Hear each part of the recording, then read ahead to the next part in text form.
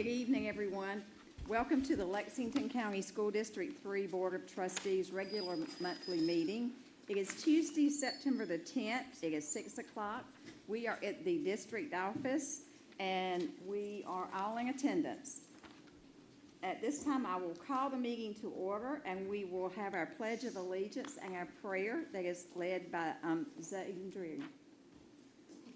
Deary. I probably murdered your last name, Zayden. I'm sorry. Oh, did Benjamin make it? He made it. All right, and then, we have Benjamin Johnson, who is also going to help. Thank you, boys.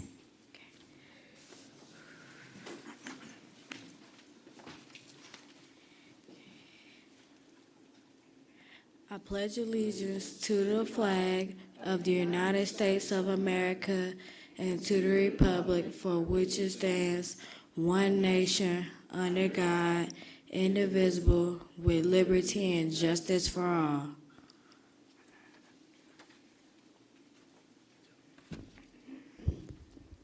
Let us pray. Dear God, thank you for this day, and thank you for allowing us to be here tonight. We ask your blessings and guidance during this meeting, and that the decisions made by the board will be in the best interest of our leaders, teachers, staff, student, and community.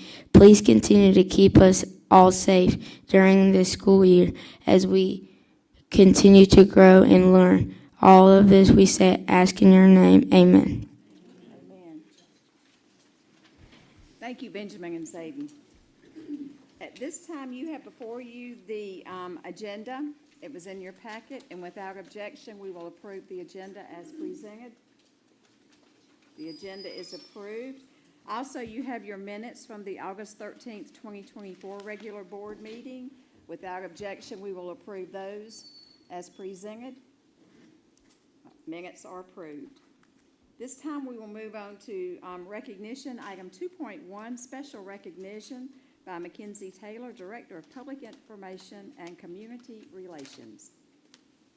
Good evening, Madam Chair and fellow board members. I am listed on the agenda tonight as doing the special recognition, but I have my friend Randall Price from the Lifelong Learning Center, who I'm actually going to turn it over to tonight so that he can do a special presentation.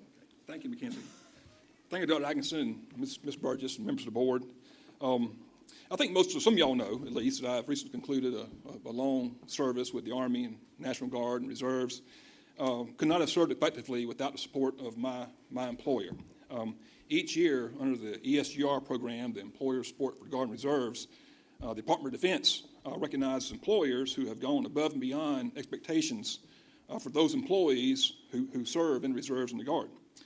This summer, I was honored to nominate Dr. Atkinson for recognition, and I'm happy to announce that he was selected to receive the ESGR Patriotic Employer Award. Dr. Atkinson has been exceptional to me in his tenure here, Lexington 3, very gracious and responsive to what I need to do to serve, and I appreciate it.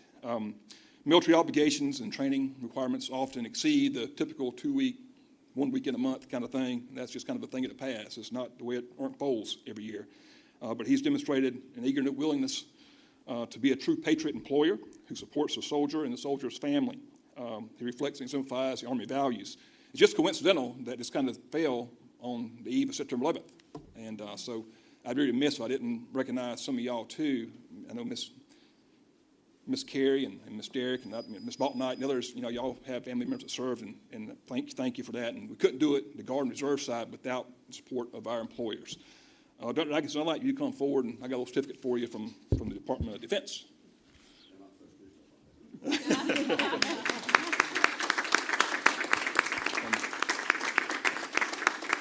And y'all, the inscription reads, Office of Secretary of Defense, Employer Support for Guard and Reserves, recognizing Dr. Ashley Atkinson, Superintendent, Lexington School District 3, as a patriotic employer for contributing to the national security, protecting the liberty and freedom of supporting employer participation in America's National Guard and Reserve Force. We've got some signs, some dignitaries there who I can't make out. My eyes ain't good no more.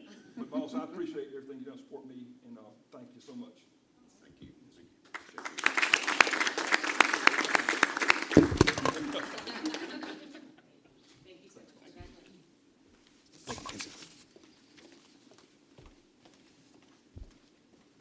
Thank you, Randall, and congratulations, Dr. Atkinson. Thank you.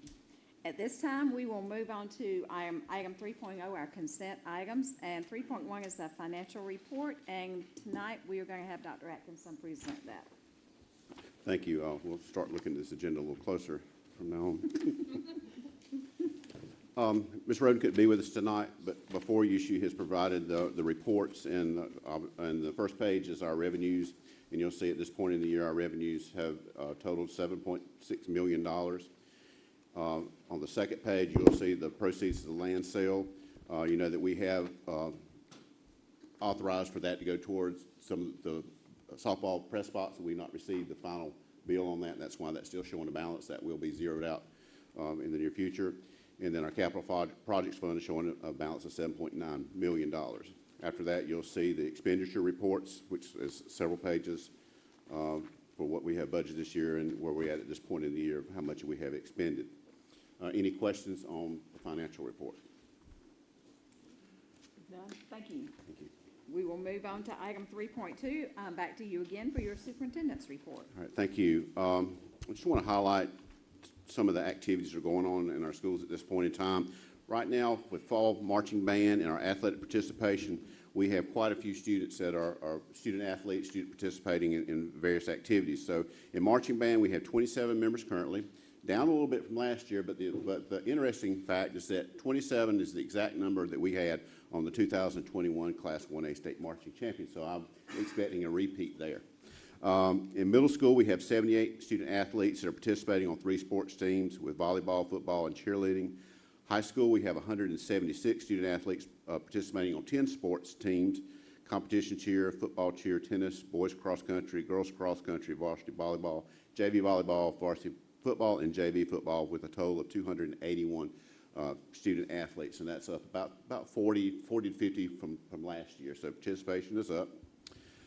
Next, I'd like to highlight, I'm going to call this our connections with our community. Several things, various things that we have been doing in the last month where we have reached out to our community and they have responded. First of all, I'm not the Facebook expert by no means. I'm better than calling it the Book of Face, but I do know it's Facebook. But I have been being told, and some people have shared with me, with just the hundreds of posts and reposting of the content from our website and all the positive comments that have gone along with it. Just excited about all the things that are going on in our school district. Very excited about the upgrade of our facilities, and people are just sharing that all across the state and with friends, and they're very excited, and it's just very encouraging to see that. And if you take a look at the multiple Facebook groups in Batesburg-Gleesville, all the way from the Poultry Festival to the Friends of Batesburg-Gleesville, all this, you're seeing these same things being reposted and positive comments on those. I need to get a little better with Facebook, but I do things I'm seeing is very encouraging. Our athletic website platform, we use a platform called VNN platform. I can't remember what the VNN stands for, but there are 157 high schools in South Carolina that use this same platform. And of those 157, our high school and middle school, they have the 4th highest hits in the state. So people are going to our website almost, in South Carolina, just looking at all the things going on. There's only 3 schools that have a higher hit rating than we have. We also had parent-teacher conferences on August 29th and 30th. We had Donuts for Grown-Ups on September the 4th at the elementary school. We had Grits for Grands on September 5th and 6th at the primary school, and we've just had hundreds and hundreds of visitors coming through our schools as well in person, as well as the comments and things online. So it's just been a very good time for the last month, connecting with our community and our parents and all of our community businesses and things. Our new activity bus, it finally arrived, and there's been lots of excitement and positive comments about the activity bus. And I have to thank Mr. Beatonbow for going out and we had to help him with the colors, but he got that right. So everybody's excited about the color scheme. He tried to pick a color I didn't like, but we went back to what I liked, and everybody else did too. But they've been really happy with the wrap that's on it as well. And if you remember, we ordered a bus sometime in 2020 that arrived on June 2nd of 2021, and so I'm calling that our second newest bus. And so over in Richmond, that bus is going to go into the shop, get the same color scheme and wrap as well. So we're getting some tags for Panther 1 and Panther 2 to go on the front, so they'll look just alike. And so we're excited to have that as well. It's been book fair season. We've had or in the process of having a book fair at the primary school. That was September the 9th it's going on through the 13th. The elementary school was the September 3rd to the 9th, and the middle school September 13th through the 20th. Our transportation team recently completed their second and now annual CPR, first aid, and AED certification. Very important that we continue to do that. As I've told some of you, our Golden Panther Pass has been a huge hit. I will say that our seniors are coming in by twos. They're just continuing to come to the door, and they're very excited to get those. And right at this point, and it's probably not right, because when I checked earlier today, it was 172 passes, but I checked before that, and it was 167. So who knows, it may be 250 now, but they're continuing to come in. Our district-wide play, Shrek, the musical, casting is now complete. I will say we've had lots of adult candidates for the lead role, but myself and some of the others in here have turned down the lead role, and so it's all student cast. And as I looked over the cast list earlier in the week, I counted 93 names of our students. So it truly is a district-wide play involving a lot of students in all of our schools. Our fall enrichment camp blast will be coming up on September 23rd and 26th. Remember, we have two different groups. We have an academic assistance group, which you have to qualify for, and we have the enrichment camp, which you register for, first come, first served. That camp runs from 8 to 2:30. Transportation and meals are provided. Sessions this time include things on cooking, athletics, arts and crafts, games, an escape room, broadcast journalism, STEM, world cultures, agriculture, forensics, a reading club, a comic books club, and mysteries. So registration ended today at 3:30, and we have 236 students registered for the enrichment camp, and then, of course, we have even more students that will be attending the academic assistance group. Immediately following fall enrichment camp will be our fall break, which will occur September 30th through October the 4th. Last week, we had a team of judges come in to select our 2024-25 Teacher of the Year. So our judges came in and they visited classrooms, they conducted observations, they interviewed finalists, they reviewed documentation, and completed an overall evaluation. And of course, this culminates with the selection of the 2024-25 Lexington County School District Teacher of the Year, which is a reminder that the winner will be announced at our annual Teacher Year Banquet next Tuesday, the 17th at 6 p.m. And this will be held for the first time in the front lobby of our new Batesburg Gymnasium, or our new special event venue, so we don't have to rent a place anymore to have special events. And we will individually recognize all 4 finalists for their dedication and hard work, and then we'll announce at the conclusion our District Teacher of the Year. We'll also have a guest speaker, Amy Carter, who was the 2022 State Teacher of the Year. I know many of you have heard her speak, and I think most of the board members have heard her speak at one of the conferences. She does a really good job. So we're looking forward to that, and I was a little bit worried about this part because I don't think I gave any clues about who's going to win. Hopefully I didn't. So congratulations to all of our school winners. Thank you. Thank you so much. A lot of good things going on this fall. 4.0, public participation. Any cards, Jennifer? No cards, and we will move on to 5.0, to our assessment and accountability update with Jeff Potts, Director of Accountability and Assessment. Good evening, Madam Chair, members of the board, and Dr. Atkinson. Tonight I'm going to be sharing with you Lexington 3's performance data on SC Ready and the end-of-course exams. Hopefully, when you leave tonight, you'll have a pretty good idea about trend data and how our students have looked over the last couple of years and how we compare to other students across the state. I'm going to start by looking at our SC Ready data for ELA, and our first slide compares the percent of students that score meets or exceeds across the state and versus Lexington 3 for ELA in grades 3 through 8. One of the things that you'll notice is across the grades, ELA scores are consistently below that of the state. I'll share with you an example. In the 3rd grade, we had 34.3% of students score meets or exceeds expectations on 2024 ELA versus 53.8% for that of the state.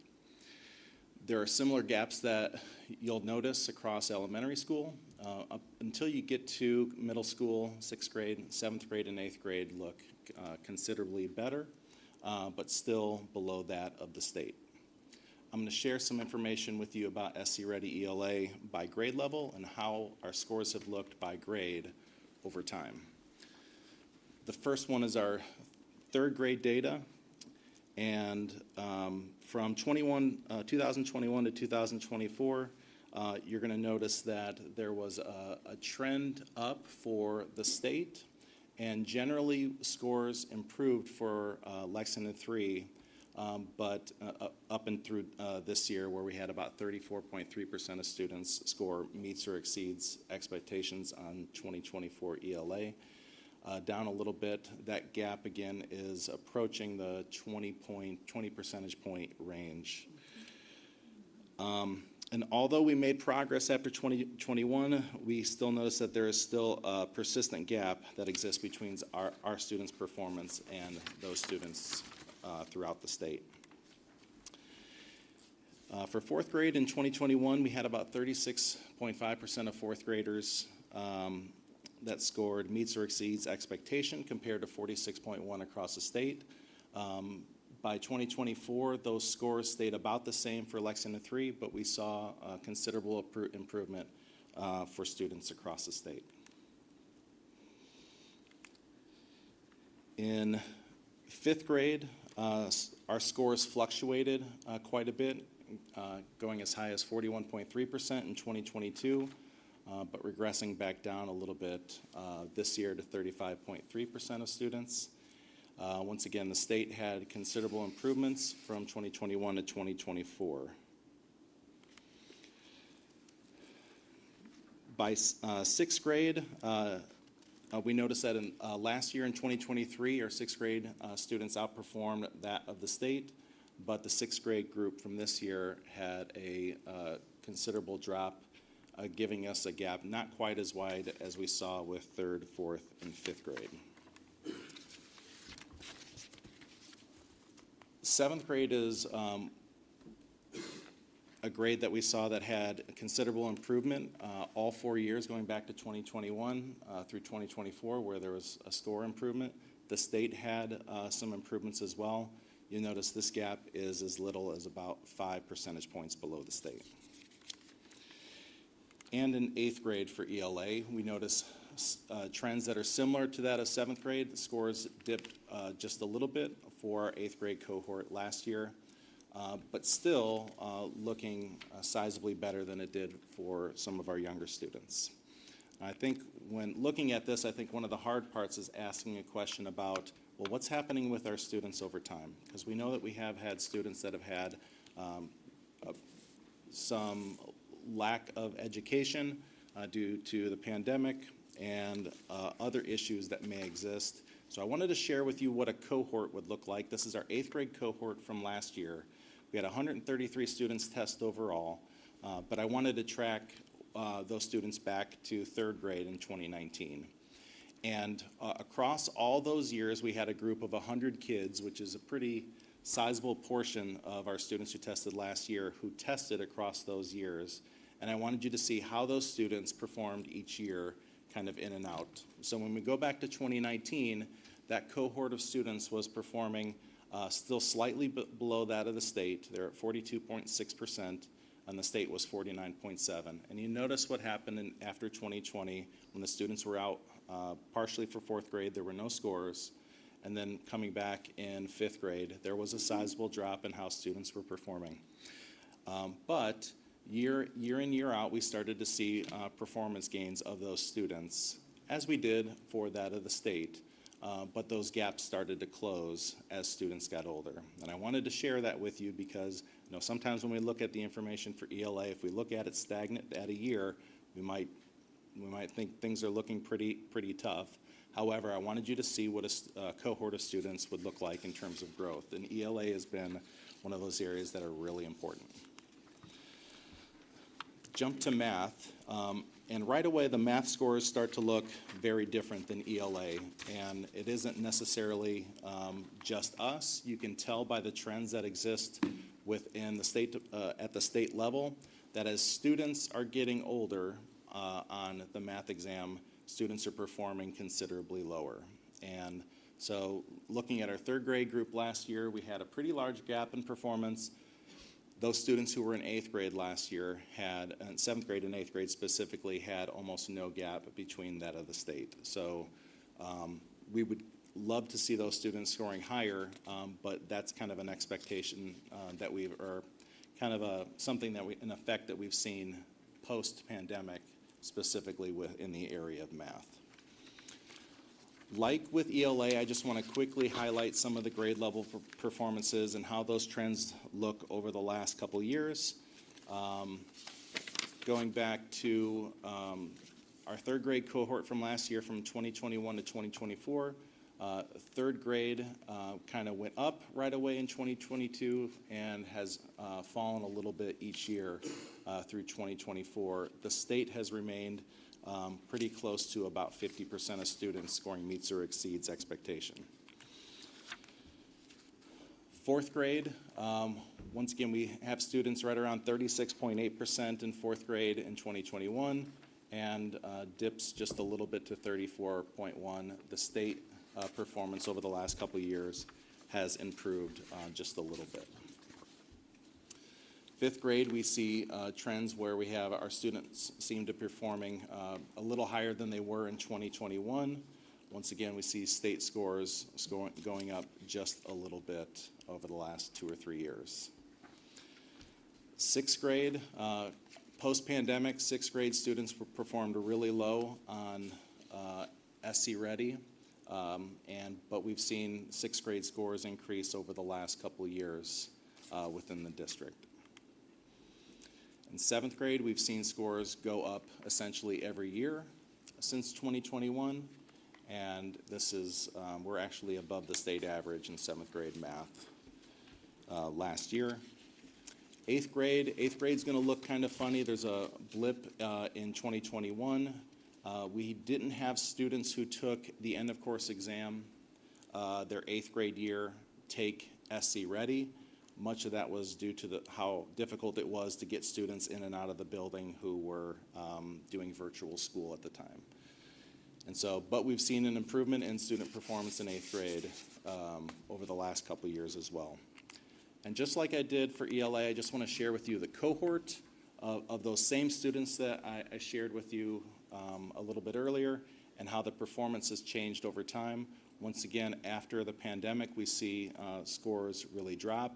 I think it's been difficult, not just with us, but with really students around the state, for those scores really to return to pre-pandemic levels. I'm going to touch on just the end of course exams really quick. We have English 2 replace the English 1 exam a couple years ago, right after the pandemic, and this is a real positive trend. We've seen end of course scores for English 2 improve year in and year out, and the gap between us and the state fall to a pretty low level. Algebra 1, we've seen something similar. Scores right after 2021 or right after 2020 falling pretty low, and we've seen some improvements year in and year out. Not quite where the state is on this, but we're seeing scores improve. Biology scores, with the exception of 2022, where we outscored the state by almost 10 points, we have seen scores increase from 2021 to 2024. And we're sitting just below the state average in terms of the percent of students that are passing biology and of course exam. And the U.S. history test, we've had some struggles with this. Some of our largest gaps that we have been in U.S. history over the last couple of years, and we've seen those scores kind of go up a little bit through 23, and scores that have fallen a little bit in 2024. This is about as quick of a summary as I think I can give you for SC Ready and end of course exams. Are there questions that I can answer for you? I don't have a question, but I do have a comment. I too am somewhat concerned about these results, but I know you all are doing everything that you can to get them back up. I do feel that the implementation of iReady will be very helpful, and other strategies that we already have in place. So I look forward to this year's results, and I hope we do see more of an increase. Agreed. I thought that the trend that they were doing better, the older they got a lot of times in 7th and 8th grade was amazing to me. So I don't know those 7th and 8th grade teachers real well, but they get gold stars. Well, I think, too, it's each grade level, each year, somebody has a part in that. So we're, you correct me if I'm wrong, that for our report card ratings, there is a large factor on improvement. And even though you don't see it solely in, all the SE Ready scores, our students are improving yearly, and it magnifies in high school. By the time they Yep. get there. Yep. maybe. It takes all of our teachers every year to get those students. And maturity's got a lot to do with it, Cheer, please. I'm sorry, but one thing I'd like to point out too, as we look at these scores, Jeff and I talked extensively, we have such a large level of students in poverty. And after Ms. Harry said what she said, I think that it shows the testament of what Dr. Axon is saying, that the longer they're with us, the more progress we make. So I think that even though in the lower levels, we might not see the numbers we want to see, they are building into that student, and our kids are moving right along and much, much higher as they get older, and I think that's a district contribution. and the cohorts in one area were very consistent. I've got a question, and I don't know that it directly correlates, or maybe it's not supposed to, but part of the main reason that I was sold, so to speak, on the new school calendar was because the presentations that we were given appeared to me, at least, to help bridge some of those gaps in the younger children. Now, I know we're only in our second year of the new calendar, but I don't know. I mean, is that supposed to be taking hold a little bit more, at this stage of the game? Or how many years is that potentially projecting? Because that was a very persuasive argument to me as far as changing the school calendar, but yet at least in the first couple of these rounds that we see, just as far as testing, it doesn't appear to be much of a factor Yeah. from our old way. Anything sustainable takes some time, so I think it's too early to actually answer that question. I think you can almost say it's like our facilities, it's taken 5 years to see the change. So I think we need to give them more time before we can actually make that determination. I think the cumulative gains will be really important. If we have students who are doing fall enrichment and spring enrichment and some summer experience, they're getting up to 10, 20, 30 more days. When that adds up over 4 or 5 years, we start having students who have really experienced potentially another year of school, as we get this process going long enough. And what's to say what can happen if we actually offered our students, by the time they get to 6th or 7th grade, an additional year of school that we give them?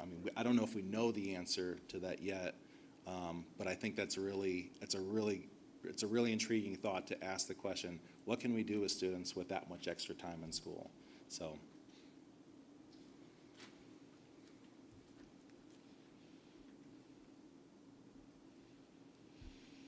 Any other questions?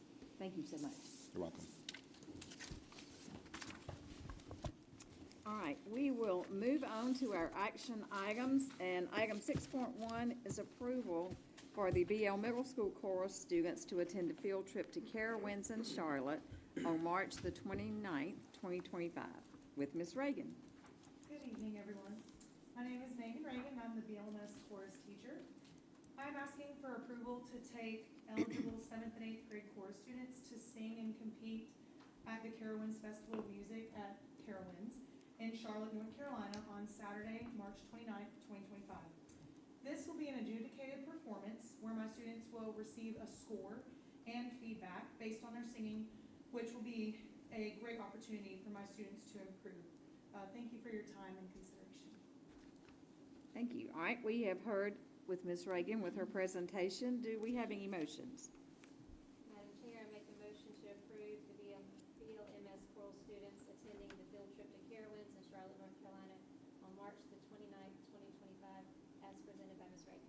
We have a motion to approve the BL Middle School chorus students to attend a field trip to Carowinds in Charlotte on March the 29th, 2025, as presented by the administration. Do I have a second?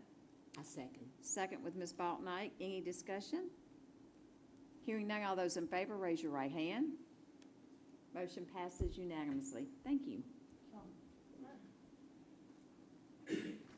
We will move on to items 6.2, 6.3, 6.4, where we have some first reading approval of policies, and I'm going to turn that over to Ms. Bryant. Thank you, Ms. Burgess. These were some challenging policies. I guess you can determine that by the drafts that you have and the amount of yellow. I jokingly told Ms. Burgess over a phone call that I believe that my gray hair may have increased a little bit over these, but these are all necessary changes to update our policies to that of what's consistent with South Carolina state law. So, our technology, first of all, our cell phone policy, JICJ, and the prohibition of personal electronic devices, it was significantly overhauled. We had not updated this policy since 2007, and if you think of what you carried in your purse or in your car in 2007, it was very different than what we have today. So there's a lot of updating to the technology devices, ridding ourselves of things like pagers and such as that. So those were made. And also I've used the South Carolina School Boards Association model policy to bring us in compliance with the law about students not having phones during the school day. And there's some language in there about what school day means.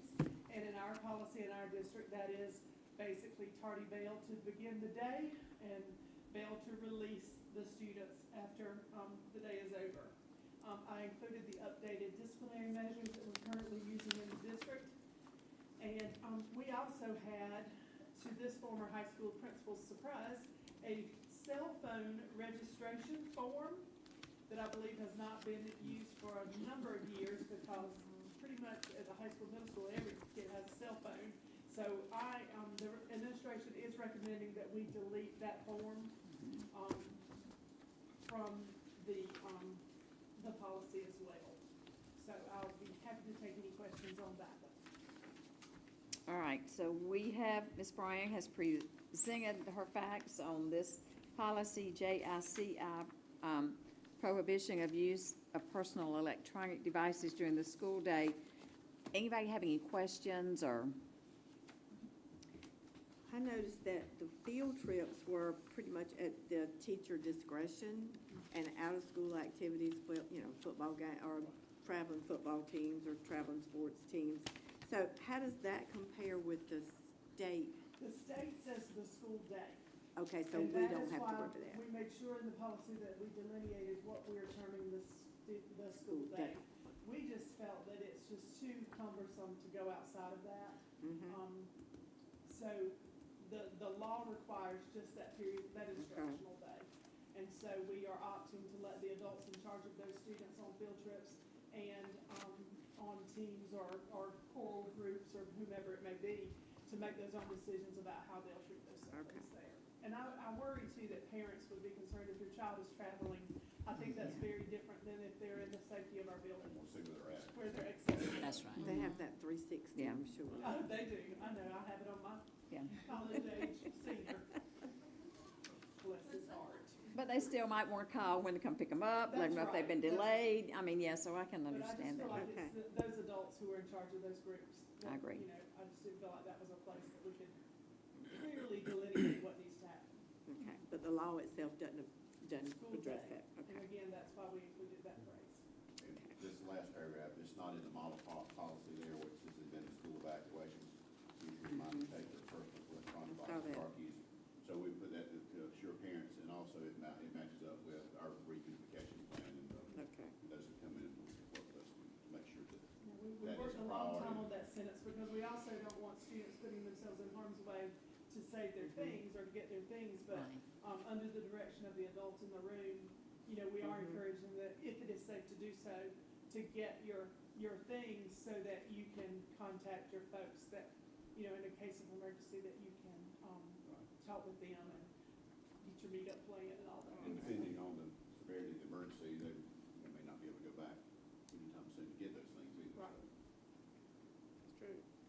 also included, you know, the phrase, and it was part of the model policy as well, for students who have a medical concern. I know that we have a couple students in our district who, it may measure some medical regulation of their body. They have an app on their phone connected to something that makes sure that they're being healthy, and of course, we make exceptions for those students. It just has to be in their medical plan with the school nurse, which it would be.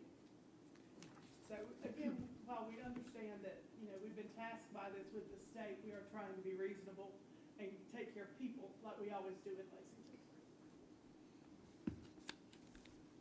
Okay, any other questions? I think since these are new, I think we need to take them one by one, and let's make sure if that's good. So, okay, so, all right, any questions on this first reading policy here for Ms. Bryant? I've got a question. All right. I know in some of the previous conferences or whatnot, they give the law and different things like that. Now, that was, you know, and cell phones and things posted online and whatnot played into all those things. Obviously, it may not have been a state law that required those things at that point, but now that this is, one question that I have is, you know, those were things maybe not even done during school, but affected the school day. However, they were all things that I remember that were brought to knowledge after the actual event happened. So my question would be in reference to the paragraph or right before the consequences. It states, student violates the rules with the device or whatnot being seen, heard, or published during the school day. The student would be subject to these consequences. So if it becomes knowledgeable after the fact that there was something published that would have been during the school day or was during the school day, and it's not known about for a day or a week or whatever, how is that going to be dealt with? Well, it says that if it produces verifiable evidence, so it could be, they could be disciplined for that. Even if it wasn't, even if it was a few days lapse that this appeared, I guess that's our Technically, that question, could yeah. be. Okay, Well, my question with that is just for clarification, because I know with previous policy, as it pertains to vaping, smoking, whatever, there may have been a slight problem with enforcement. So just so I'm clear, you said they could be subject, but the policy states they would be subject. And likely they would. And it's the same thing as if there's a fight recorded on a phone. And, I mean, I can't tell you the times that we would find the recording of the fight 2 or 3 or a week after, 2 days, 3 days, a week after. But we can see that it's in the restroom, and we can see it's our students, and then we can go back and verify that with the camera of when they went in there. And so I think that, in my mind, just as a former administrator in a school building, in my mind, we have to enforce this as well, because we can't get into enforcing some things that are produced later and not others. I think it makes us more consistent. But if it's published, it's gonna be, I mean, it's gonna have to be cut dry in the fact that we can tell it occurred Happened in during the the school in day. the building, so. Right, if you can see a student in the classroom, you know, with other students around using their phone, you know, if they posted it that way, then yes, it would be punishable, I suppose. okay. I guess my question is, and who do we allow to report this? I mean, can some student come up and say, look what so-and-so posted the other day or during this time? I mean, I guess, how do you handle third party? Well, What are we looking I at? can tell you, that's exactly how it happens with fights. Okay, And so I'm really afraid to not follow the same procedure, okay, because I think we could get into an unequitable disciplinary situation. okay, And if we don't allow our administrators to use that previous thing in those very serious cases, we are going to have issues.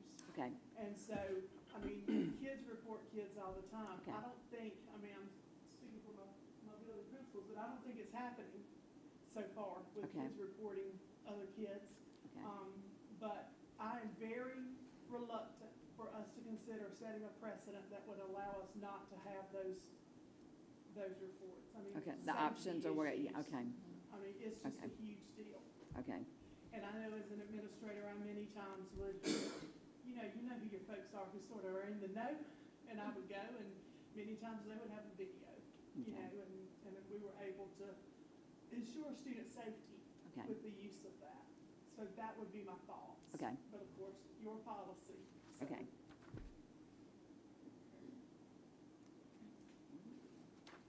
All right, ready?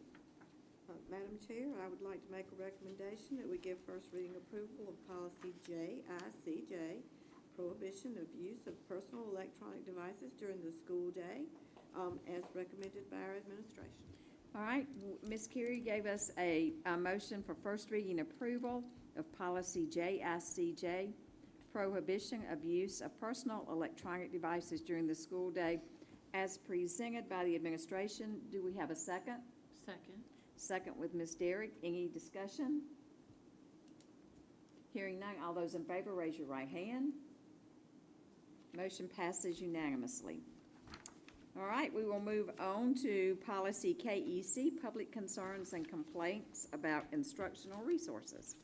Okay, with this one, there was actually another policy that my thoughts were that we would start this month with, and it's about, there's a new law where we have to, in the vein of transparency, have all instructional materials available to the public should they be requested. Well, in working on that one, I realized that we need to clear this one up first. So my thought was that we will do these tonight, and then next month we will look at those that are sort of adjacent to these. But this is about public concerns and complaints about instructional resources. The state has now, through the state board and the legislature, they have set up a means of how a parent or legal guardian, it can only be a parent or legal guardian, can question the validity or the appropriateness, rather, of any instructional material. And it really is, it hinges on, the wording in the law hinges around age appropriate. And so they're looking for sexual references and things of that nature that might not be appropriate for, you know, whatever age group children that you have. So, having said all that, I've used a lot, we had a policy that has last been updated in 1999.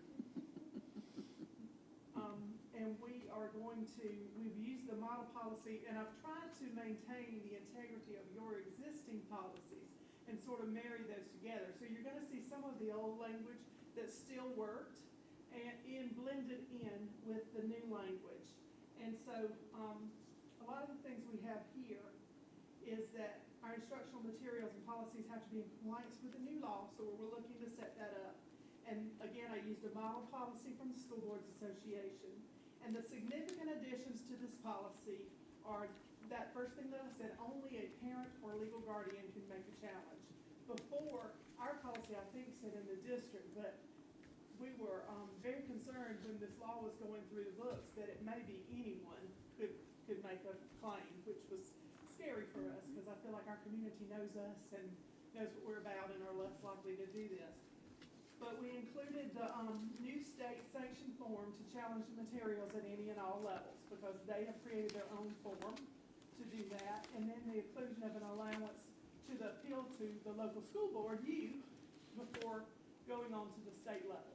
So in the past, we had appealed things through a district committee, and they always had the option to appeal to you. But now that is state law. So, having said all that, you're gonna see a lot of yellows on these, but the major comments, I think, are in the next one, which is the administrative rule that goes with it. Do you want to do both together? Is that okay? Yeah, I think go, it yes. might be a little Easier to more understand? clear Go for right folks. ahead, yes, ma'am. So then we had the administrative rule. Now, this one was also last updated in 1999.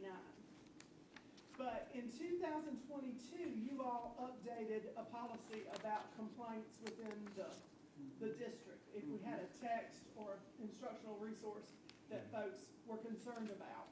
The problem is, when it was updated the last time, it was put in the wrong section. And that's where I found it when I was looking at those instructional resources. It went in with just instructional resources when you have a policy that was about complaints. So it just made sense to me to clean that up and get it back in the right place. So what you're gonna find is a mix of the model policy plus what you all did in 2022.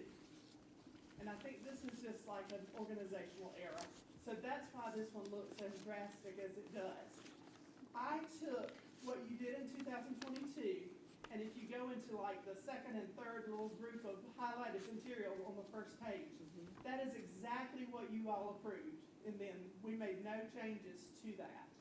So because I don't think the problem is with the policy, the problem was where it was placed, if that makes sense at all. So that is exactly as you approved it. But then we go to this model policy piece on the next page, review by the board. And we had to determine, you know, how we would approach this. We didn't have a really solid, firm way of doing this. So we followed the model policy, and we determined that if a person complains about instructional material, a parent or a legal guardian, their first step is to try to resolve it with the school administration. And they have to show good faith, I'm not sure what that looks like, but that they've tried to do that. If they cannot resolve it with them, then they would come to my office and we would set up the district committee as you guys directed in 2022. If that committee chooses to uphold the book or the piece of material, then they have the option to appeal to you. So then that is where you guys would form a committee that would have at least 3 board members on it. And then it gives you direct explanation of what you would do at that point. And we as an administration felt that it was best to, you can do it as a committee or you can do it in front of the full board. But if you do it in front of the full board, you know, that is a meeting, so you have to approach it that way. So basically, we're suggesting that there be a committee of you guys who would then report back to the full board. And interestingly enough, you have to have the decision within 90 days. And all parties on both committees have to sign off that they've read the material in its entirety and several other stipulations. So, if you all keep the book in, or the piece of material in, and the parent or legal guardian still wants to bring forth action, they can then appeal to the state board. And we would include this document, and we also, if this is approved through our board policies, we'll be posting this document on our website. So that this is the only form they can complete to take it to the state board. We're gonna use it for our other committees as well. So they would fill this out once they're unhappy with the school administration, and then we'll use that form, and then they'll use it again if they appeal to you, but this is the one that has to go to the state level. I just think it makes sense to use the same one. And if the state board deems it inappropriate for that grade level, it is removed from every school in the state of South Carolina. So as we look at this policy, we'll have to understand that we are incumbent upon making sure that we keep up with what's taken out statewide, because we will have to meet those criteria as well. I know that's a lot, but I'd be glad to take any questions that you have. You ready for questions? Yeah, are there no questions? No, I have. Oh, one. yeah, go ahead. Okay. No, ma'am, go ahead. All right, so on the 3rd paragraph, the second line says, however, the school may accommodate the request of a parent, legal guardian that his own child not be assigned a specific book. And that's the way it was in the policy we revised. But now, this is for all instructional resources, so should that be added on to the word book? Like, could it be teacher-made resources, classroom resources? It can be anything. So I'm that's a just good thinking point. maybe not just the word book, but maybe add instructional material. So I know we have given alternative assignments before. for Right. specific topics. I think that we definitely should change that to instructional. Okay. Thank you. I just wasn't really I sure, totally like agree, and I teacher mean, made, that's just me pulling 40 things together. It's okay, you did well, I gotta I know. say. But I didn't know if this even, I know it would include digital material, but I was thinking even a paper and pencil teacher-made It is material. everything, and what we've encouraged our teachers to do, and this is a part of the policy, but, we are starting from ground zero with this. So this is a massive undertaking for our teachers, and it's just, I mean, you know, it's just one more thing. So what I've encouraged them all to do, and I've encouraged the principals to share this, is that as teachers prepare their weekly lesson plans, they're all keeping a Google sheet, and they're just adding for that week what they've used. Because we don't have to put everything that's in that classroom. We have to put what we're covering each week. So that way, if a teacher keeps up with it, he or she could just keep it up every week rather than this massive document. And we've worked with the librarians to make sure that we pull their resources because they have those in Destiny, their system to keep their books. And we were able to pull those sheets and go ahead and post those. We'll talk more about that next week. But all 4 media specialists now have them up and going. So we're just trying to be patient with our teachers and trying to make sure our teachers don't stress more over this than they can. And quite honestly, I probably shouldn't say this open forum, but I told them, you know, if we're doing it wrong, we'll fix it. We're learning this process, and we want to show them that grace to be able to get that stuff the way they need it. And, but the teachers don't have to be posted. It's just upon request. So that's why they can keep theirs on their sheets. So we just make that change. I had a question. I can see, you know, it spells it out as far as the school and district level complaints as to how that initial committee would be composed. However, when it gets to the board portion, if it gets to the board portion, it just simply says at least 3 members, which is fine, but, because I know after you get so many, it is a meeting, whatever, but how would they be appointed by the superintendent? Would they be appointed by the board chair? Would they be voluntary basis or? It's not defined, and I took that directly from the model policy, and it's not defined how that happens. My thinking, and Dr. Axon, please jump in, but my thinking would be that you would nominate folks just like you do to go to conferences or, you know, and, I mean, it just, because it's gonna depend because, you know. It may be available, so it may be a different. Right, Right. I think about, you know, Dr. Gunner, if she's got capers and she's going every night to practice for Shrek, you know, that might not be the time that she can read a text that's been challenged. So I think that you as a board, under the direction of the chair, would work out who those are. And I don't think it matters as long as there's 3. And that's fine. I just saw it, you know, spelled out on that side, but not as much on this side, so that was. There were much more strict, I mean, those things those folks who are in that list for this district level, that's specifically from the policy as well. So, and the policy just said 3 board members. Right, And I think it would depend on availability, willingness to do it, that kind of thing. And those specific, the ones that are spelled out, they're here every day. Right, So, right. I- And it's part of their job, Yes. so. But that's a good question, but I think that's the answer. This is just a random question because I know what happened upstate. You mentioned we had our book fairs. Did we have any issues with any of our book fairs and No. people coming through? Okay. And I don't know that, what I understand from the upstate, that they had any issues. I think they just were Being being proactive? very, very proactive. I think too that, you know, that is a district, that district that chose to do that is very much under the microscope a Yeah. lot. They are, so, So I think that it was preventative, so, but all right. from our community, we've gotten nothing but support for our players. Good. Super. We want to do what our community wants. That's exactly right. All right, any other questions? All right. Madam Chair, I make a motion for first reading approval of policy KEC, public concerns and complaints about instructional resources, and policy KECR, public concerns and complaints about instructional resources as presented by the administration. All right, we have a motion from Ms. Balknight to give first reading approval of policy KEC, public concerns and complaints about instructional resources, and first reading approval of policy KEC-R, public concerns and complaints about instructional resources as presented by the administration. Do we have a second? Second. Second with Ms. Carey. Any discussion? Hearing none, all those in favor, raise your right hand. Motion passes unanimously. Thank you. Thank you all. All right, we will move on to item 6.5, selection of voting delegates and alternate for the South Carolina School Boards Association annual business meeting held on December 7th and 8th, 2024, during our legislative advocacy conference in Charleston.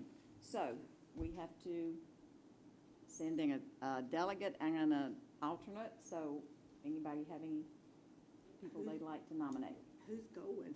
Who plans to go to the conference? I will be there, yeah. I'll be there. I'm going. Yeah. Francis is going. He's going, okay. Madam Chair, I nominate you as first, as president, and then Ms. Faulknight as alternate. All right, we have a nomination from Ms. Derrick for myself as chair to be our voting delegate and Ms. Faulknight to be our alternate. Do I have a second? Second? Second from Ms. Carey. Any discussion? Hearing none, all those in favor, raise your right hand. Motion passes unanimously. All right. Madam Chair, I make a motion that we move into executive session for discussion of personnel matters. We have a motion by Dr. Gunner to move into executive session for a discussion of personnel matters. Do I have a second? Second. Second by Mr. Kaufman. Any discussion? All those in favor, raise your right hand. Motion passes unanimously. We are now in executive session. That's fine.